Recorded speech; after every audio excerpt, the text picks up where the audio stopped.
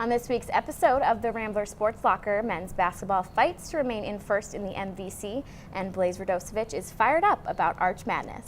Also, Loyola softball continues their hot start to the season, and we take an in-depth look at the Loyola dance team.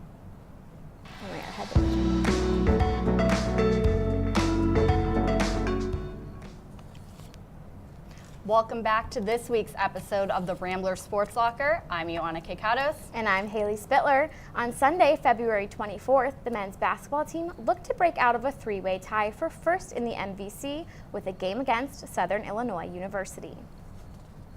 Well, the game started out in the favor of the Ramblers with 7 unanswered points. The rest of the first half was a different story. 3 Salukis went back and forth with the Ramblers, matching them pretty evenly, but Loyola ended up entering halftime with a slight lead of 30-29. Second half did not go in the Ramblers' favor as SIU came out hot and won the game 63-53. Sophomore Cameron Krutwig and redshirt senior Clayton Custer both put up 17 points in the loss. Entering Wednesday, February 27th's game, the team found themselves again in familiar territory, a three-way tie for first in the MVC. The matchup against UNI saw the return of sophomore Lucas Williamson, who had been out with a hand injury since January 19th. The game was another evenly matched event, but in the end, the Ramblers edged out the Panthers 56-55. Sophomore Aher Ugwak's dunk with 56 seconds left is what gave Loyola the lead for good. Krutwig again had an impressive performance with 14 points, and redshirt senior Marcus Towns had 16. Loyola is now tied for first in the MVC with Drake. They will finish out the regular season this Saturday, March 2nd, when they face Bradley in front of a sold-out crowd at Gentile. The matchup will also serve as senior night, where Custer and Towns will both be honored. If Loyola can pull out the win, they will enter Arch Madness as the #1 seed. The women's basketball team fell to Southern Illinois 64-41 on February 22nd at Gentile Arena. The Salukis outscored the Ramblers 20-5 in the third quarter to blow the game open. Sophomore Abby O'Connor led the Rambler attack with 17 points and 7 rebounds. As a team, the Ramblers shot a lowly 30% from the field.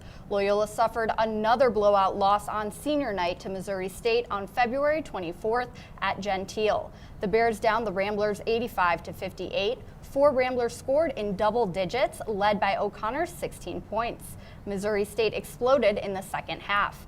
The Bears turned a 4-point halftime lead to a 27-point victory. Loyola wraps up the regular season next Saturday, March 8th, with a road game against Valparaiso. During every basketball game, Loyola fans get to enjoy performances from the dance team.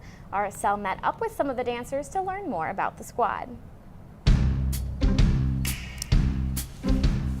This is my 3rd season coaching the Loyola dance team, and I moved to Chicago for work and started coaching ever since. The dance team practices on Sundays, Tuesdays, and Wednesdays, and then this semester we've added Saturday practices for our nationals routines, and then we work out twice a week in addition to all the games that we perform at. So it's quite a big time commitment. I didn't know that I actually wanted to try out for a dance team when I came to Loyola. I kind of just, I don't know, after my high school dance team ended, I was planned on not dancing ever again. But when I came to Loyola, I was just really excited, and I felt like I wanted to be a part of something.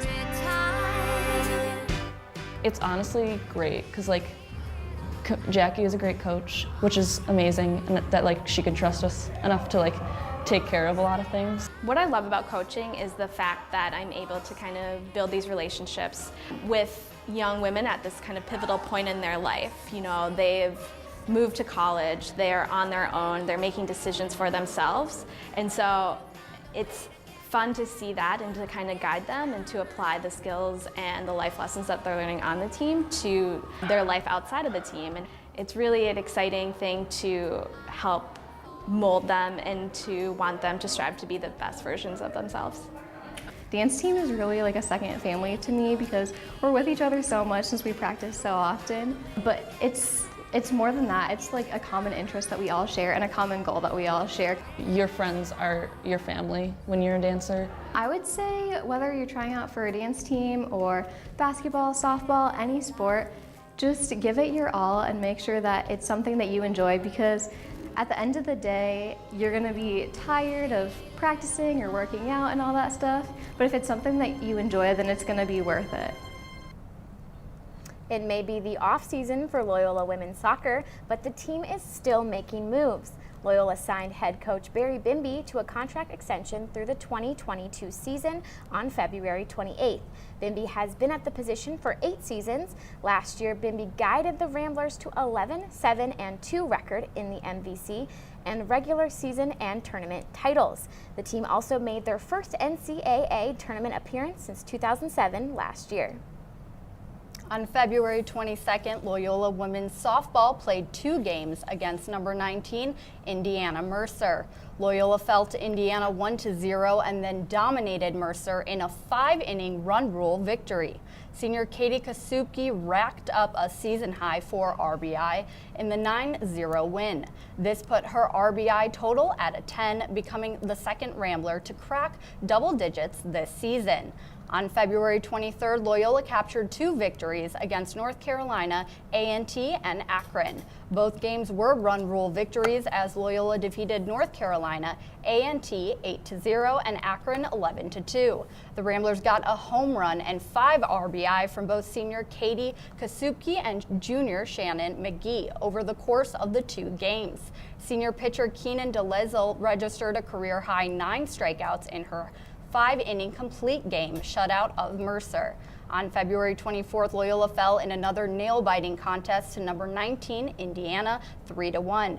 McGee extended her hit streak to 4 games with a double in the loss. On February 25th, Shannon McGee was also named MVC Player of the Week. This is the second time in her career she was honored with the award. The Ramblers are now 12-2 with their only 2 losses coming to Indiana. They will next play in the Blues City Classic March 1st through the 3rd in Memphis, Tennessee. A lot of sports fans equate certain teams to certain songs, but have you ever stopped to think about why they play the types of tunes that they do at games?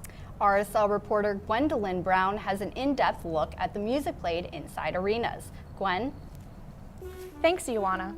One of my biggest passions in life is music, so I decided to take an in-depth look at music and sports. Bach may be beautiful, but apparently not for the Blackhawks. So why don't we play classical music at sports arenas? I mean, I think hearing some Beethoven in between puck drops would be great, don't you think?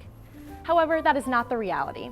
To match the intensity of the game, today's sporting arenas are filled with fast-paced, loud tunes, and certain sports are known for different songs. Often at baseball games, you hear the famous "Hey Ho, Let's Go" from Blitzkrieg Bop by the Ramones, a personal favorite of mine. In more recent years, sports stadiums have played some jock rock hits by Fall Out Boy, such as My Songs Know What You Did in the Dark and Centuries. Today, I will be focusing on the Chicago Blackhawks. Chicagoans know the Blackhawks are known for their iconic goal song, Chelsea Dagger by the Fratellis. It's always a fun song to sing if you've ever gone to one of their games. The United Center has its typical playlist of recognizable feel-good songs. These include Feel So Close by Calvin Harris, Sugar by Maroon 5, Les Durée by TV on the Radio, and many others. While the Blackhawks have a specific goal song they're known for, they also have a specific power play song, which is Sandstorm by Darude. You are certain to hear lots of EDM at the United Center this season. So why are these kind of songs played for sports? The music you hear at sporting events is meant to pump you up and get you excited about the game. I don't think sporting events would be the same if you didn't hear songs like Eye of the Tiger and Tub Thumping. Fast-paced songs and big beat drops are proven to lighten your mood and make people smile. Being at sporting events is exciting and loud. High-energy songs are meant to keep you on your toes and stay interested in the game. Let's be real, if there was classical music or even no music at all playing in between innings or first downs, we might all doze off. The United Center sure believes EDM and powerful rock is a way to keep Blackhawks fans engaged. That's all for today. Back to you at the desk. Last Thursday, February 21st, the men's volleyball team competed against McKendree University. For the 4th match in a row, Loyola lost the first set to their opponent. However, they came back to win the next 3 sets with scores of 25-20, 25-19, and 26-24, giving them the match victory of 3-1. The victory came with seniors Will Tischler and Colin Mahan, as well as freshman Luke Denton having double-digit kills. Sophomore Garrett Zolk also contributed to the win with a double-double. On Sunday, February 24th, the Ramblers traveled to compete against their biggest MIVA rival, Ohio State. Tischler, Mahan, and senior Paul Narup each had 9 kills in the match, which helped they lead the Ramblers to a 3-0 sweep over the Buckeyes. This was only the 3rd time in program history that the Ramblers have won 3-0 in Columbus. Following an impressive weekend of performances, it was announced on Monday, February 25th, that Zolk had been named to Team USA's 12-man roster that will compete at the World University Games. The games will be held from July 3rd to the 14th in Naples, Italy.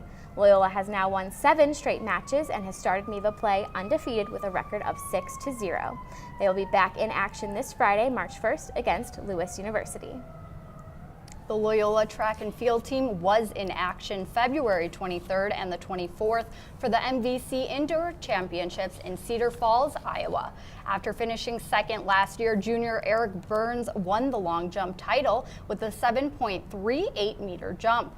Redshirt senior Lindsay Brewis defended her title in the 5,000-meter run. Brewis finished 24 seconds ahead of the runner-up to win the event with a time of 16 minutes and 35.55 seconds. On day 2, Brewis kept rocking and picked up another title in the 3,000-meter run. Brewis finished with a time of 9 minutes and 48.07 seconds. Freshman Sarah Alojo used a 12.2-meter jump to finish second place in the triple jump. Loyola women's side finished the weekend with 60.5 points to earn 5th place. The Rambler men finished in 7th with 38 points. Illinois State swept both the men's and women's team titles. Arch Madness will take place next weekend, March 7th through the 10th in St. Louis. And unlike last year, this season the conference is pretty wide open with who could walk away champions. RSL reporter Blaise Radosevic is here to express his thoughts on the tournament in this week's Fired Up. Welcome to this week's Fired Up. It's officially the best time of the year. March equals madness. And this year, so does Arch. Folks, the Missouri Valley Conference Tournament next weekend is about to be lit. Blazing hot, 4th of July fireworks lit. Have you seen the standings in the Valley lately? Just 2 games separate the 1st place Loyola Ramblers and the 7th place Southern Illinois Salukis. 2 games between 1st and 7th place? That's unheard of.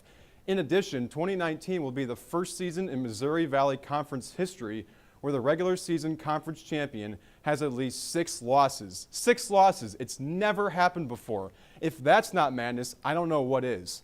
Long story short, the 2019 MVC tournament is wide open. Not even first place Loyola, coming off a Final Four run a year ago, can confidently say they're the favorite to win in St. Louis. And as we all learned last year, if you want to make it to the NCAA tournament, you have to win Arch Madness. Loyola, with a 27-5 record last year, would not have made the NCAA tournament had they lost in St. Louis. Without the Arch, there's no March. So throw out all the records and get ready for what's shaping up to be the craziest Valley tournament we've seen in years. And shout out to all the members of the Rambler Sports Locker who will be there in St. Louis to cover it. Arch Madness will be lit, and that's why I'm fired up. I'm Blaise Radosevic. Back to you at the desk. Thanks, Blaise. Now, as he mentioned, RSL is sending some of our own crew to cover Arch Madness, including Ioanna here. It's my first time going, so I'm very, very excited. You know, I'm staying back this year, but I am excited to be a viewer watching from home. We're going to miss you, Hayley, a lot. So, well, I'm just excited to cheer you guys on from the sidelines.